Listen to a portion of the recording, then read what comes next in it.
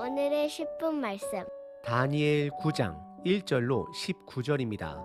전장 8장을 세 문장으로 요약합니다. 첫 번째, 다니엘은 두 번째 환상으로 양과 염소를 보게 됩니다. 두 번째는 천사 가브리엘이 그 환상을 해석해 줍니다. 양과 염소 그리고 뿔들은 이 땅의 권세자들입니다. 세 번째, 그들로 인해 믿음의 사람들은 고난을 받게 되지만 결국 그들 모두는 하나님의 심판을 받게 될 것입니다. 오늘 본문은 다니엘의 기도입니다. 다니엘서의 주제는 하나님의 나라는 영원하다입니다. 그리고 동시에 하나님의 주권을 강조합니다. 우리는 하나님의 주권을 강조하다 보면 이런 생각이 들기도 합니다. 하나님이 모든 것을 주관하시는데 우리가 왜 기도해야 하고 왜 노력해야 할까? 다시 말해, 하나님은 모든 것을 다 미리 계획하시고 내일과 모레 일들을 다 아신다면 우리들의 간절한 기도가 무슨 소용이 있을까라고 생각하기도 합니다. 하지만 다니엘 9장은 우리들에게 하나님의 뜻을 품고 더욱더 기도해야 함을 가르칩니다. 그리고 더 나아가 우리들 삶이 암흑기에 있을 때에 어떻게 기도해야 할지 또한 보여주고 있습니다.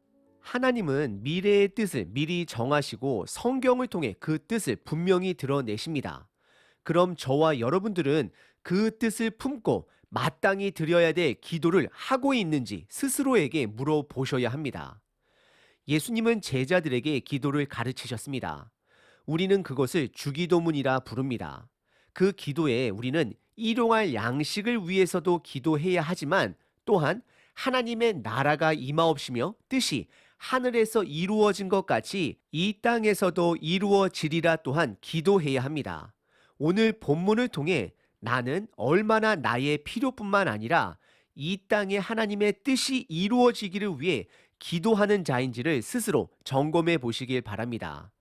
오늘 본문은 세 부분으로 나눌 수 있습니다. 첫 번째는 기도의 배경입니다. 두 번째는 다니엘이 이스라엘의 죄를 자복합니다. 그리고 세 번째는 회복의 말씀을 붙들고 다니엘이 기도합니다. 첫 번째 부분은 1절과 2절, 기도의 배경입니다. 1절에 바벨론이 망하고 페르시아 다리오가 왕이 되었을 때를 말하고 있습니다. 그리고 2절에 다니엘은 그때의 선지자 예레미야를 통해 주신 70년이라는 기간의 뜻을 깨닫게 되었다라고 기록합니다. 참고로 다니엘은 남유다가 멸망하고 바벨론으로 붙잡혀 왔다면 예레미야 선지자는 그보다 먼저 남유다가 멸망하기 전까지 5명의 왕들과 함께 지냈던 선지자입니다. 그는 참고로 수많은 사람들로부터 미움을 받은 선지자입니다. 왜냐하면 그는 남유다의 멸망을 선포하고 예언했기 때문입니다. 그리고 다니엘은 예레미야 25장 11절과 12절 그리고 예레미야 29장 10절의 말씀을 깨달은 것입니다. 예레미야 25장 11절과 12절 그리고 29장 10절의 말씀입니다. 이 모든 땅이 폐허가 되어 놀랄 일이 될 것이며 이 민족들은 70년 동안 바벨론의 왕을 섬기리라. 여호와의 말씀이니라. 70년이 끝나면 내가 바벨론의 왕과 그의 나라와 갈대아인의 땅을 그 죄악으로 말미암아 벌하여 영원히 폐허가 되게 하되. 29장 10절입니다. 여호와께서 이와 같이 말씀하시니라. 바벨론에서 70년이 차면 내가 너희를 돌보고 나의 선한 말을 너희에게 성취하여 너희를 이곳으로 예루살렘을 말하죠. 돌아오게 하리라 말씀하십니다. 사실 다니엘이 예레미야서를 읽은 것은 그 전부터 읽었을 것입니다. 왜냐하면 그는 창문을 열고 이스라엘을 향하여 하루에 3번씩 기도했던 자이기 때문입니다. 하지만 하루아침에 예레미야서가 말한 대로 바벨론이 망하자 이스라엘의 회복을 기대하기 시작한 것입니다. 그래서 지금 그는 이스라엘의 회복을 위해 기도하는 것입니다. 우리는 이런 다니엘의 기도를 배워야 합니다. 말씀이 뿌리가 되어 그것을 믿고 하는 기도입니다. 내 주변의 상황을 보고 하는 기도가 아닙니다. 분명 하나님의 말씀대로 이루어질 것을 믿고 하는 기도가 되는 것입니다. 예수님은 저와 여러분들에게 요한복음 14장 27절에 평안을 우리에게 주신다라고 약속하십니다. 그럼 우리는 그것을 믿고 기도해야 합니다. 지금 우리가 처한 상황이 다니엘처럼 암담할지라도 언약을 붙들고 기도해야 합니다. 하나님의 나라는 반드시 완성될 것입니다. 두 번째 부분은 다니엘이 이스라엘의 죄를 자복합니다. 3절서부터 15절입니다. 다니엘의 기도는 크게 세 가지 주제를 가지고 있습니다. 첫 번째는 하나님이 하나님 되심을 인정합니다. 고백하는 것입니다. 그리고 두 번째는 이스라엘 백성들의 죄악됨을 인정합니다. 그리고 세 번째는 하나님의 은혜를 신뢰하고 간구합니다. 4절의 다니엘은 하나님을 네 가지로 고백합니다. 첫 번째, 크신 하나님. 두 번째, 우리들이 두려워해야 할, 즉 경외해야 할 하나님. 세 번째, 주님의 계명을 사랑하는 자들을 위하여 언약을 반드시 지키시는 하나님. 마지막 네 번째, 인자, 즉 은혜를 베푸시는 하나님됨을 먼저 고백합니다. 4절입니다. 내 하나님 여호와께 기도하며 자복하여 이르기를 크시고 두려워할 주 하나님, 주를 사랑하고 주의 계명을 지키는 자를 위하여 언약을 지키시고 그에게 인자를 베푸시는 이시여라고 고백합니다.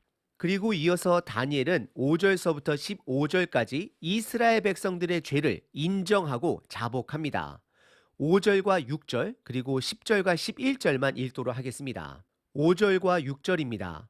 우리는 이미 범죄하여 패역하며 행악하며 반역하여 주의 법도와 규례를 떠나 싸우며 우리가 또 주의 종 선지자들의 주의 이름으로 우리들의 왕들과 우리의 고관과 조상들과 온 국민에게 말씀한 것을 듣지 아니하였나이다. 10절과 11절입니다. 우리 하나님 여호와의 목소리를 듣지 아니하며 여호와께서 그의 종 선지자에게 부탁하여 우리 앞에 세우신 율법을 행하지 아니하였음이니이다. 온 이스라엘이 주의 율법을 범하고 치우쳐 가서 주의 목소리를 듣지 아니하였으므로 이 저주가 우리에게 내렸으되 곧 하나님의 종 모세의 율법에 기록된 맹세대로 되었사오니 이는 우리가 주께 범죄하였나이다 라고 고백합니다. 다니엘은 이스라엘 백성들의 죄를 고백합니다. 그리고 이스라엘이 바벨론으로부터 멸망을 받은 것은 합당하고 정당한 형벌이 됨을 고백하고 있습니다. 하지만 다니엘의 기도는 죄의 자복에서 끝나지 않습니다. 오늘 본문의 세 번째 부분, 다니엘은 하나님의 은혜를 붙들게 됩니다. 언약을 붙들게 됩니다. 오늘 본문의 두 번째 부분은 다니엘이 하나님이 하나님됨을 고백하고 이스라엘 백성들의 죄를 고백하고 있습니다. 세 번째 부분은 16절서부터 19절까지 회복의 말씀을 붙들고 기도합니다. 다니엘은 지금 예레미야 선지자의 말씀을 붙들고 회복을 위해 기도하는 것입니다. 다니엘은 사람을 보고 기도하는 것이 아니라 하나님의 말씀을 보고 기도하는 것입니다. 우리가 하나님의 위대함을 잊어버리면 우리의 기도는 작아집니다. 하지만 다니엘은 하나님의 위대한 은혜를 언약을 기억하고 기도합니다. 그래서 그의 기도는 큰 회복의 기도가 되는 것입니다. 용서를 위해 기도합니다. 우리들의 기도는 하나님의 언약과 은혜가 뿌리가 되어야 합니다. 19절입니다. 주여 들으소서, 주여 용서하소서, 주여 귀를 기울이시고 행하소서, 지체하지 마옵소서, 나의 하나님이여 주 자신을 위하여 하시옵소서. 이는 주의 성과 주의 백성이 주의 이름으로 일컫는 바 됨이니이다 라고 고백하고 있습니다. 오늘 본문의 세 번째 부분은 다니엘이 하나님의 언약의 말씀을 붙들고 기도하고 있습니다. 오늘 본문은 다니엘의 기도입니다. 지금 다니엘은 그가 평상시 묵상했던 예레미야서의 말씀을 붙들고 있습니다. 저와 여러분들도 주변 상황이 아닌 말씀을 붙들고 기도해야 합니다. 언약을 붙들고 함께 기도해야 합니다. 우리가 하나님의 은혜를 잊는다라면 우리들의 기도는 구걸하는 기도로 바뀌게 될 것입니다. 하지만 다니엘은 오늘 본문 19절에 나의 하나님이여 주 자신을 위하여 하시옵소서, 이 언약을 말씀하셨사오니 하나님이 하나님됨을 드러나게 해달라, 그 언약을 붙들고 기도하고 있는 것입니다. 오늘 본문 11절에 다니엘은 모세의 율법책을 언급하였습니다. 신명기서에 보시게 되면 이스라엘의 범죄와 심판을 넘어 이스라엘의 새롭고 은혜로운 시작을 약속해 주십니다. 다니엘은 지금 바벨론이 망하자 예레미야서의 말씀을 붙들고 기도한 것입니다. 하지만 이 모든 것은 하나님의 부분적인 응답인 것입니다. 온전한 회복은 바로 예수님을 통해, 그것도 그분의 두 번째 오심을 통해 완성될 것입니다. 참고로 예레미야서에서 바벨론의 70년의 통치가 끝나게 되면 이스라엘 백성들을 그들의 땅으로 돌려보내겠다 약속하셨습니다. 그리고 하나님의 말씀대로 바벨론 제국이 멸망한 지 1년이 채 되지도 않은 BC 538년도에 고레스 왕의 조소로 백성들은 이스라엘로 돌아가 이스라엘 성전과 도시를 다시 재건하도록 허락을 받게 됩니다. 다니엘은 아마도 이것을 이스라엘의 온전한 회복으로 봤을 것입니다. 그렇게 원했을 것입니다. 하지만 다시 말씀드리면 이것은 하나님의 그 온전한 회복 계획의 작은 일부분의 시작입니다. 이스라엘의 죄악의 문제는 그들이 단지 고국으로 돌아간다라고 해서 해결되지 않습니다. 실질적으로 성벽을 건축한 이야기를 담고 있는 느헤미야서를 보시게 되면 그들은 고국으로 돌아왔지만 그들의 모습은 여전히 죄악 속에 있음을 확인하게 됩니다. 결국 회복은 예수님의 오심을 통해 성취되는 것입니다. 결국 다니엘이 느헤미야서를 붙들고 기도했다라면 저와 여러분들은 말씀이 육신이 되어 오신 예수님을 붙들고 기도해야 합니다. 십자가의 기도는 우리들의 죄가 드러났을 때 서로 비난하고 책임을 전가하고 헌담하는 정치적인 기도가 되어서는 안 됩니다. 다니엘처럼 이스라엘 전체의 죄를 공동체 의식을 갖고 고백해야 합니다. 나도 그들만큼 죄인임을 인정하고 하나님의 은혜의 약속에 근거하여 기도해야 합니다. 하나님의 은혜를 기억하는 기도는 회복의 기도가 됩니다. 하지만 사람을 보고하는 기도는 오히려 분열될 뿐입니다. 다니엘은 말씀을 붙들고 기도했고 말씀대로 그리고 그의 기도대로 이스라엘 백성들은 고국으로 돌아가게 됩니다. 오늘 하루도 하나님의 큰 은혜를 기억하심으로 큰 기도하시는 저와 여러분 되시길 바랍니다. 하나님, 우리들의 죄를 고백합니다. 우리가 합당해서가 아니라 예수님의 이름이 합당하기에 이 땅에 하나님의 나라를 확장해 가소서. 저희들 하나님의 영광을 볼 필요가 있습니다. 그래서 우리들의 지혜로나 힘으로 이루어지는 것이 아님을 고백하는 자들 되게 하여 주시옵소서. 오늘 하루도 하나님의 일용할 은혜를 붙들고 하루를 살아냅니다. 아멘.